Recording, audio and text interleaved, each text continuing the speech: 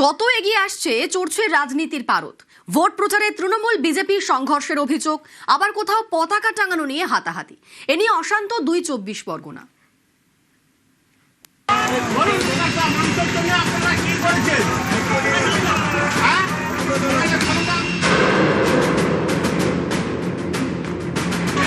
দক্ষিণ ২৪ পরগনার বাসন্তী।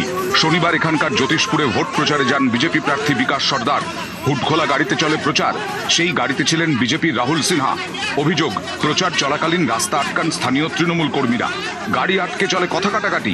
পরে দুপক্ষের হাতাহাতিতে বাড়ে উত্তেজনা।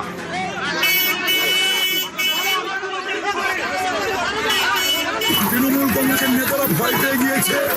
বিজেপি কার্যকর্তা কর্মীদের দেখে সম্পূর্ণ পিসফুল র্যালির উপর আকরম সর্দার সহ তৃণমূল কংগ্রেসের গুন্ডারা অ্যাটাক করে। তৃণমূলের নেতাদের এত দুর্দিন আসেনি। রাহুল সিনহার মতন একজন নেতা, তার প্রচারে হচ্ছে বাধা দিতে হবে। বিজেপির পাততলায় মাটি নেই। 29 এপ্রিল এবং 23 তারিখ যত এগিয়ে আসছে এদের ঘুম উড়ে গেছে। উত্তর ২৪ পরগনার হারোয়া। এখানকার দেওপুকুর এলাকায় দলীয় পতাকা টাঙানো নিয়ে অশান্তি।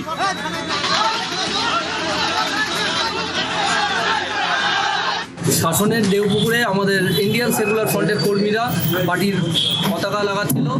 সেই সময় টিএমসি দুষ্কৃতী বাহিনীরা ওখানে আসলো, এসে আমাদের ছেলে মারধর করা শুরু করে দিয়েছে। শাসনে নাকি কোনো ওখানে পতাকা লাগাতে পারবে না।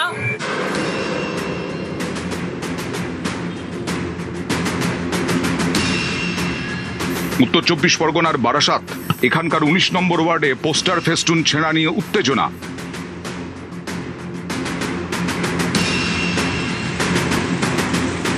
অ্যাকচুয়ালি তৃণমূল ভয় পেয়ে এসব কাজ করছে। এইভাবে ফ্ল্যাক্স ছেড়ে মানুষের মনে ঢোকা যাবে না। মানুষের মনে আমরা আছি, জনগণের প্রতিবাদ করবে, দল প্রতিবাদ করবে। গতবারে যে মার্জিনে ওরা হেরেছিল তার চেয়েও বেশি মার্জিনে এবার ওরা হারতে চলেছে। সেই জন্য ওরা হীনমন্যতায় ভুগতে আজকে এরকম একটা মিথ্যা অপবাদ তৃণমূল কংগ্রেসের নামে দেওয়ার চেষ্টা করছে। উত্তর ২৪ পরগনার খড়দা। এখানকার বিলকান্দা পঞ্চায়েতে বিজেপি কর্মীকে মারধরের অভিযোগ। দুটো ছেলে গাড়ি নিয়ে আসলো, আসার পরেই এরকম দু এক কথা বলেই চড় থাপ্পড় ঘুষি এরকম মেরেছে। বলছে বড় লিডারশিপ হয়ে গেছিস। ওরা সব তৃণমূলই করে। হ্যাঁ চিনি, আমার এলাকায় থাকে। ওরেও গেছিলাম, ঘুষি দিয়েছে, পিছনে লাথি মেরেছে। উত্তর ২৪ পরগনার মিনাখা। এখানকার বামনপুকুরে আইএসএফ এর দলীয় পতাকা টাঙানোয় বাধা দেওয়ার অভিযোগ। টোটো থেকে পতাকা বের করে জলে ফেলার অভিযোগ। নিউজ 18 বাংলা।